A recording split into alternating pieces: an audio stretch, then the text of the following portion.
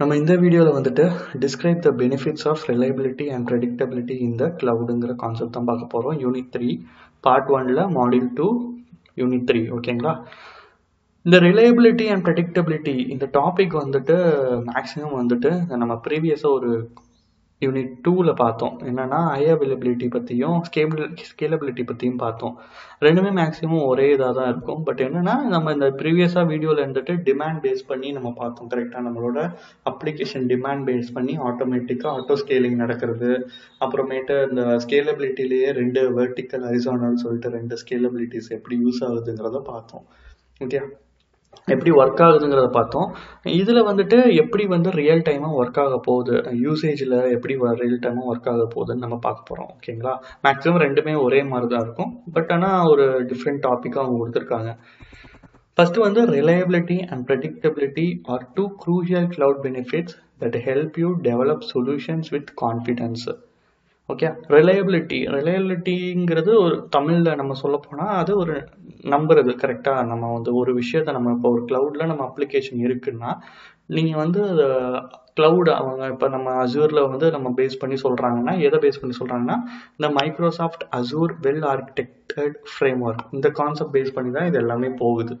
அப்போ இந்த ஸ்ட்ரக்சரை நம்பி நம்ம யூஸ் பண்ணுறோம். அது வந்து எப்படி ஒர்க் ஆகுது போகுது அப்படிங்கிறத நம்ம அந்த ரிலையபிலிட்டியில் பார்க்க போகிறோம். ப்ரெடிக்டபிலிட்டி அப்படின்னா உங்கள் அப்ளிகேஷன் வந்து ஃப்யூச்சரில் ஓகேங்களா, ஃப்யூச்சரில் ஒரு டிமாண்ட் க்ரியேட் பண்ணும் போதாக இருக்கட்டும், இல்லை டிமாண்ட் கம்மியாக இருக்கும் போதாக இருக்கட்டும், எனக்கு இப்படி தான் யூஸ் ஆக போகுது, அதில் வந்து காஸ்ட் வைஸாக இருக்கட்டும் இல்லை பெர்ஃபார்மன்ஸ் வைஸாக வந்துட்டு எப்படி என் ஃப்யூச்சரில் எப்படி இருக்க போகுது அப்ளிகேஷனு, என்ன மாதிரி நான் செலவு பண்ண போகிறேன், என்ன மாதிரி என்னோட பெர்ஃபார்மன்ஸ் இருக்கும் என்னோட அப்ளிகேஷனுங்கிறது இந்த ப்ரெடிக்டபிலிட்டியில் நீங்கள் பார்ப்பீங்க. கரெக்டாக.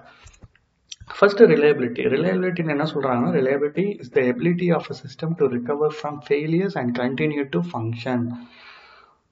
ரிலையபிலிட்டி என்னன்னா, இப்போ நீங்கள் ஒரு அப்ளிகேஷன் இருக்கு, நீங்கள் சப்போஸ் நம்ம இதுக்கு முன்னாடி ப்ரீவியஸ் வீடியோவில் நான் சொன்ன மாதிரி நம்ம ஒரு டைம் லைன் வச்சுருக்கோம். கரெக்டாக, ஒரு டைம் லைன் பேஸ் பண்ணி தான் நம்ம காஸ்ட் எஃபிஷியன்ட்டில் நமக்கு எது வேணுமோ நம்ம சூஸ் பண்ணிக்கலாம். ஓகேங்களா, ஒரு டவுன் டைம் பேஸ் பண்ணி நம்ம பார்த்தோம். ஒரு 48 hours இருக்கு, வீக்லி 48 hours, இது மந்த்லி 48 hours, இல்லை இயர்லியே 48 hoursன்னு சொல்லிட்டு நம்ம ஒரு பேக்கேஜ் பேஸ் பண்ணி நமக்கு எப்படி வேணுமோ அதை நம்ம சூஸ் பண்ணிக்கலாம் அப்படிங்கிறத நம்ம பார்த்தோம். கரெக்டா. பட் இது அதுலேயே பார்த்தீங்கன்னா ஸ்பீடாகவும் இருக்கும். 10 minutes டவுன் டைம்ல இருக்கிறதும் இருக்கும். அதோட காஸ்ட் எஃபிஷியன்ஸ் வேற மாதிரி இருக்கும். அதுதான் இங்கே சொல்றாங்க.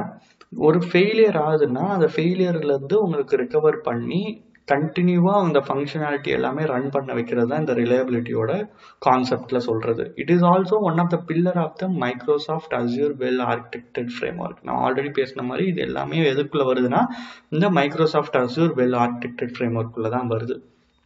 சரி, அப்படி என்ன நம்ம பார்த்தோம் அப்படின்னா, the cloud by virtue of its decentralized design naturally supports a reliable and resilient infrastructure.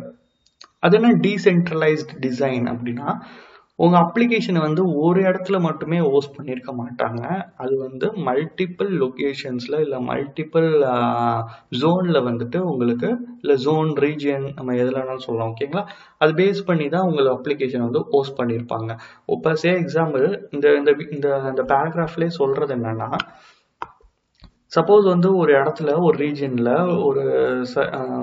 ஒரு ரெய்னிங் சீசன் வச்சுக்கோங்களேன், அங்கே சர்வர் நிறைய ப்ராப்ளம்ஸ் வருது அப்படின்னா அதில் வந்து நம்ம டவுன் டைம் ஃபேஸ் பண்ணுறோன்னா, எக்ஸாம்பிள் ஈஸ்ட்டில் வந்து நீங்கள் டவுன் டைம் ஃபேஸ் பண்ண போகிறீங்க அப்படின்னு அவங்க ப்ரெடிக்ட் பண்ணிட்டாங்கன்னா அதை வந்து வெஸ்ட்டில் வந்து உங்களோட அப்ளிகேஷனை ரன் பண்ணி விட்ருவாங்க. உங்களோட சர்வர் எல்லாமே நீங்கள் அப்ளிகேஷன் யூஸ் பண்ணுறது எல்லாமே வெஸ்ட்டில் இருந்து நீங்கள் யூஸ் பண்ணிப்பீங்க, ஈஸ்ட் வந்து ரெக்கவர் ஆகிற வரைக்கும். ஓகேங்களா, அது ஆட்டோமேட்டிக்காக ரெக்கவர் ஆகினா பேக் டு ஈஸ்ட்டுக்கு உங்களுக்கு வந்துடும்.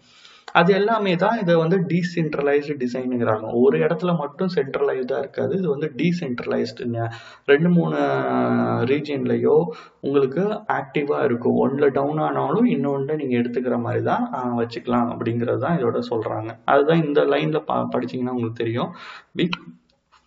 With this global scale, even if one region has a catastrophic event, other regions are still up and running. ஓகேங்களா, ஒரு இடத்துல ஏதாவது ஒரு ப்ராப்ளம் ஆகுது, அந்த பேரழிவுன்னு சொல்லுவாங்கள்ல, அந்த மாதிரி ஏதாவது ப்ராப்ளம் ஆகுது அப்படின்னா அது ஒரு ரீஜன்ல இருந்து இன்னொரு ரீஜனுக்கு உங்களுக்கு மூவ் பண்ணி அந்த ரீஜன்ல ஆக்டிவ் ஆகி உங்களுக்கு ரன் ஆயிரும் அந்த அப்ளிகேஷன் அப்படிங்கிறதான் கான்செப்ட்.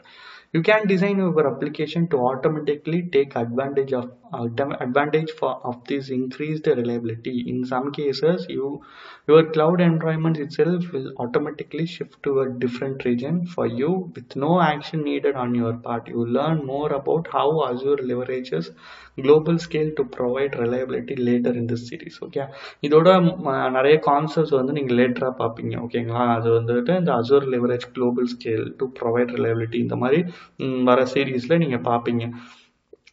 இதுக்கு முன்னாடி நம்ம பார்த்தது என்னன்னா, ஒரு ரீஜன் ஏதாவது ப்ராப்ளம் ஆனால் இன்னொரு ரீஜனில் வந்துட்டு அது ஆக்டிவ் ஆகி உங்களோட அப்ளிகேஷன் வந்து ரன் ஆகும்னு சொல்கிறாங்களே, அதுக்கு வந்து உங்களோட ஆக்ஷன் எதுவுமே தேவை இருக்காது. நீங்கள் போய் எதுவுமே பண்ணணும்னு அவசியம் கிடையாது. அது ஆட்டோமேட்டிக்காக அவங்களே வந்துட்டு அவங்க க்ளவுட் என்வாயன்மெண்ட்டில் செட் பண்ணியிருப்பாங்க. ஒரு இதுலேருந்து ப்ராப்ளம்னா இன்னொரு இதில் ஆக்டிவ் ஆகணுங்கிற மாதிரி அவங்களே செட் பண்ணியிருப்பாங்க. அதனால இது உங்கள் ரெஸ்பான்சிபிலிட்டியில் வராது. இதை தான் நம்ம ரிலையபிலிட்டின்னு சொல்கிறோம். இதை தான் பற்றி நம்ம ப்ரீவியஸ் வீடியோவில் நம்ம டிஃப்ரெண்ட் ஸ்கேலிங் எப்படி இருக்கு, ஹை ஸ்கேலபிலிட்டின்னு சொல்றதுனா என்ன அப்படிங்கறத நம்ம பார்த்தோம். நீங்க பார்க்காதவங்க அதை பார்த்துட்டு இதை கண்டினியூ பண்ணுங்க. அண்ட் தென் ப்ரெடிக்டபிலிட்டி நான் ஆல்ரெடி சொன்ன மாதிரி இதை வந்து ரெண்டா பிரிக்கிறாங்க. அந்த ப்ரெடிக்டபிலிட்டி ஒன்று வந்து பெர்ஃபார்மன்ஸ், இன்னொன்று வந்து காஸ்ட். பெர்ஃபார்மன்ஸ்ல என்னன்னா, நான் ஆல்ரெடி சொன்ன மாதிரி டிமாண்ட் பேஸ் பண்ணி இப்போ ஃபியூச்சரில் வந்துட்டு 10 கஸ்டமர் இருக்காங்க உங்கள் அப்ளிகேஷன்லனா அது வந்து 100ஆக மாற போகிறாங்க நெக்ஸ்ட் மந்த்து. பட் திருப்பியும் வந்து அடுத்த நெக்ஸ்ட் 1 மந்த் கழிச்சு திருப்பியும் அதை 10ஆக மாறதுக்கான சான்சஸ் இருக்குது. அதனால் உங்கள் பெர்ஃபார்மன்ஸ், உங்கள் அப்ளிகேஷனோட பெர்ஃபார்மன்ஸ் எப்படி இருக்கும், அதுக்கு என்னென்ன ரிசோர்ஸஸ் வந்து நீட் இருக்குது அப்படிங்கிறது எல்லாத்தையுமே நீங்கள் வந்து ப்ரெடிக்ட் பண்ணி நீங்கள் யூஸ் பண்ணிக்கலாம். அதை பற்றி தான் இந்த ப்ரெடிக்டபிலிட்டியில் பெர்ஃபார்மன்ஸ் பற்றி சொல்கிறாங்க. அண்ட் தென் காஸ்ட் வைஸ்டுமே அதை நீங்கள் என்ன மாதிரி ரிசோர்ஸஸ் யூஸ் பண்ண போகிறீங்க, அது எப்படி இருக்க போகுது, அது வந்து கம்மியாக போதா ரிசோர்ஸஸ் இல்லை அதிகமாக போதா, நான் வந்து ஃபைனலாக என்னோட மந்த் எண்டில் வந்து நான் எவ்வளோ ஸ்பெண்ட் பண்ணுற மாதிரி இருக்கும் அமௌண்ட்டு, எல்லாமே வந்துட்டு நீங்கள் ப்ரெடிக்ட் பண்ணிக்கலாம். அதனால வந்து சர்ப்ரைஸாக நீங்கள் வந்துட்டு எந்த ஒரு அமௌண்ட்டும் நீங்கள் பார்த்துட்டு, இப்போ நம்ம ஒரு இபி யூஸ் பண்ணுறோம், எலக்ட்ரிசிட்டி கரெக்டாக நம்ம வந்து யூஸ் பண்ணுவோம், நம்மளோட ஃபேன் லைட் எல்லாமே நம்ம யூஸ் பண்ணுறோம். பட் ஆனால் ஃபைனலாக வந்துட்டு நமக்கு நம்மளோட கரண்ட் பில் பார்க்கும் போது நமக்கு ஒரு சர்ப்ரைஸ் இருக்கும். நம்ம 1000 எதிர்பார்த்தது வந்து அது 5000 இருக்கும். நம்ம இவ்வளோதான் யூஸ் பண்ணுமா. பட் ஆனால் இந்த அசூரை பொறுத்த வரைக்கும் அப்படின்னா எதுவுமே இருக்காது. நீங்கள் பார்த்துக்கலாம். ஒரு டூல் அவங்க கொடுக்குறாங்க, என்ன டூல் நான் சொல்கிறேன். அந்த டூலில் பேஸ் பண்ணி நீங்கள் வந்து ஃபோர்காஸ்டிங் பண்ணிக்கலாம். ஓகே, ஃபோர்காஸ்டிங் மீன்ஸ் ஃபியூச்சரை வந்து டிசைட் பண்ணுற மாதிரி. ஃபியூச்சரில் நான் இவ்வளோ இந்த ரிசோர்ஸ் ரெண்டு விர்ச்சுவல் ரிசோர்ஸ் யூஸ் பண்ண போகிறேன், அதுக்கு வந்து என்ன காஸ்ட் வரும், ஏது காஸ்ட் வரும், நீங்களே டிசைட் பண்ணி நீங்கள் பட்ஜெட் பண்ணி செட் பண்ணிக்கலாம். அதை தான் வந்துட்டு நம்ம ப்ரெடிக்டபிலிட்டியில் காஸ்ட்டில் பார்க்க போகிறோம். நான் ஜஸ்ட் ரீட் பண்ணுறேன். Predictability in the starting the predictability in the cloud lets you move forward with confidence. Predictability can be focused on performance predictability or cost predictability. Both performance and cost predictability are heavily influenced by the Microsoft Azure well architected framework. இதுமே வந்துட்டு நம்ம இதுக்கு முன்னாடி என்ன பார்த்தோம், reliability மாதிரி தான் ப்ரெடிக்டபிலிட்டியுமே அதுவுமே வந்துட்டு ஒன் ஆஃப் த பில்லர் தான். இதுவுமே மைக்ரோசாஃப்ட் அஸ்யூர் வெல் ஆர்கிடெக்டட் ஃப்ரேம்வொர்க்கில் வர்றது தான் இதுவுமே. அதே மாதிரி நம்ம ஆல்ரெடி பேசின மாதிரி இதில் வந்து பெர்ஃபார்மன்ஸ் பேஸ் பண்ணி வருது, காஸ்ட் பேஸ் பண்ணி வருது. Deploy a solution built around this framework and you have a solution whose cost and performance are predictable. Okay, நீங்கள் வந்து டிசைட் பண்ண உங்களால் ப்ரெடிக்ட் பண்ண முடியும். பெர்ஃபார்மன்ஸாக இருக்கட்டும் இல்லை காஸ்ட் பேஸ்டாக இருக்கட்டும், எப்போ நீங்கள் டிசைட் பண்ணிக்க உங்களால் ப்ரெடிக்ட் பண்ண முடியும் இப்படி தான் இருக்க போகுது அப்படின்ட்டு. சரி, அது என்ன சொல்கிறாங்க பெர்ஃபார்மன்ஸில் அப்படின்னா, performance predictability focus on predicting the resources needed to deliver a positive experience for your customer. Auto scaling, load balancing and high availability are just some of the cloud concepts that support performance predictability. If you suddenly need more resources, auto scaling can deploy additional resources to meet the demand and then scale back when the demand drops. Or if the traffic is heavily focused on one area, load balancing will help redirect some of the overload to less stressed area. Already சொன்ன மாதிரி உங்கள் டிமாண்டை base பண்ணி நீங்கள் வந்து resources choose பண்ணிக்க முடியும். Okay, எவ்வளோ எனக்கு ரிசோர்ஸஸ் தேவைப்படுது அப்படிங்கிறத நீங்கள் சூஸ் பண்ண முடியும். அதே மாதிரி எதுனா யூஸ்ஃபுல்லாக இருக்குன்னா இந்த ஆட்டோ ஸ்கேலிங். ஓகே, ஆட்டோ ஸ்கேலிங்கிறது உங்களோட டிமாண்ட், உங்களோட அப்ளிகேஷன் டிமாண்டை பேஸ் பண்ணி ஆட்டோமேட்டிக்காக உங்களுக்கு என்ன ரிசோர்ஸ் தேவைப்படுதோ கொண்டு வரது தான் இந்த ஆட்டோ ஸ்கேலிங். அப்புறம் லோட் பேலன்சிங் நம்ம பார்த்தோம் நம்ம லாஸ்ட் வீடியோலேயே. ஸ்கேலபிலிட்டியில் 2 வெர்டிக்கல் ஹரிசாண்டலில் நம்ம வெர்டிக்கலில் வந்துட்டு லோட் பேலன்சிங், நம்மளோட சர்வர் லோட் பேலன்சிங்கை பற்றி பார்த்தோம். CPU அதோட ரேம் இன்க்ரீஸ் பண்ணுறது அதெல்லாம் பார்த்தோம் நம்ம. அப்புறமேட்டு ஹை அவைலபிலிட்டி, இது எல்லாமே உங்களுக்கு பெர்ஃபார்மன்ஸ் ப்ரெடிக்டபிளில் ரொம்பவே சப்போர்ட்டாக இருக்க போகுது. ஓகே, அதே மாதிரி உங்கள் டிமாண்டை பேஸ் பண்ணி ரிப்பீட்டடாக தான் சொல்கிறாங்க. இப்போ நிறைய விஷயம் வந்து ஒரு ரிப்பீட்டடாக தான் இருக்கும். உங்கள் டிமாண்டை பேஸ் பண்ணி உங்கள் வந்து அந்த பெர்ஃபார்மன்ஸ் இருக்கும். அதுக்கேற்ற மாதிரி ரிசோர்ஸஸ் வந்து உங்களுக்கு யூஸ்ஃபுல்லாக இருக்கும் இந்த அடிஷ்னல் ரிசோர்ஸஸ் வரும்போது அப்படிங்கிறது சொல்கிறாங்க. அதே மாதிரி எப்போனா அடிஷ்னல் ரிசோர்ஸ் தேவையில்லையோ அதே மாதிரி நீங்கள் டவுனும் பண்ணிக்கலாம். உங்கள் ரிசோர்ஸை நீங்கள் கம்மி பண்ணி யூஸ் பண்ணிக்கலாம். இது பேஸ் பண்ணி உங்கள் பெர்ஃபார்மன்ஸ் இருக்க போகுது அப்படிங்கிறாங்க. அதே தான் காஸ்ட்டில் நம்ம ஆல்ரெடி சொன்ன மாதிரி தான்.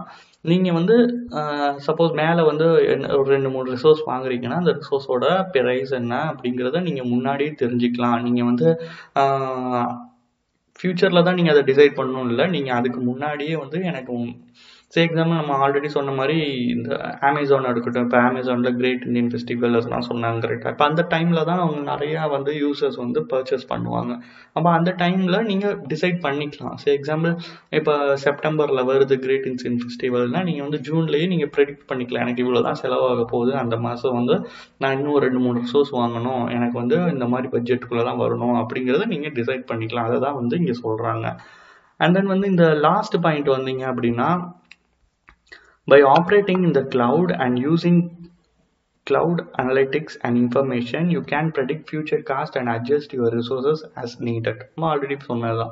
You can even use tools like the total cost of ownership. நீங்கள் வந்து ஒரு டூல் யூஸ் பண்ணிக்கலாம். அந்த ப்ரெடிக்ட் பண்ணுறதுக்கு பேஸ் பண்ணி ஒரு டூல் இருக்குது. அது என்ன டூல் நேம்னா டோட்டல் காஸ்ட் ஆஃப் ஓனர்ஷிப், TCOன்னு சொல்கிறாங்க.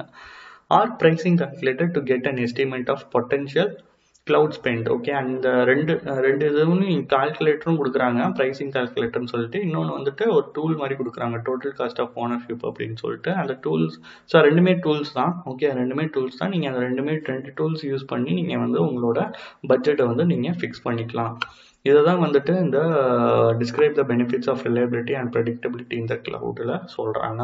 ஏதாச்சும் உங்களுக்கு டவுட்ஸ் இருந்துச்சுன்னா நீங்கள் கமெண்ட்ஸில் மென்ஷன் பண்ணுங்கள். பட் ஆனால் இதுக்கு முன்னாடி ப்ரீவியஸ் வீடியோ பார்த்துறீங்கன்னா உங்களுக்கு அது சொன்ன மாதிரியே தான் இதுவுமே இருக்கும். இந்த ஹை அவைலபிலிட்டியில் அப்புறம் ஸ்கேலபிலிட்டியில் வெர்டிக்கல் அண்ட் ஹரிசாண்டலில் நான் என்ன சொல்லியிருப்பேனோ மேக்ஸிமம் வந்து அதே தான் இந்த யூனிட் 3லேயுமே கவர் ஆகுது. ஓகே, நெக்ஸ்ட் யூனிட்டில் பார்ப்போம். தேங்க்ஸ்.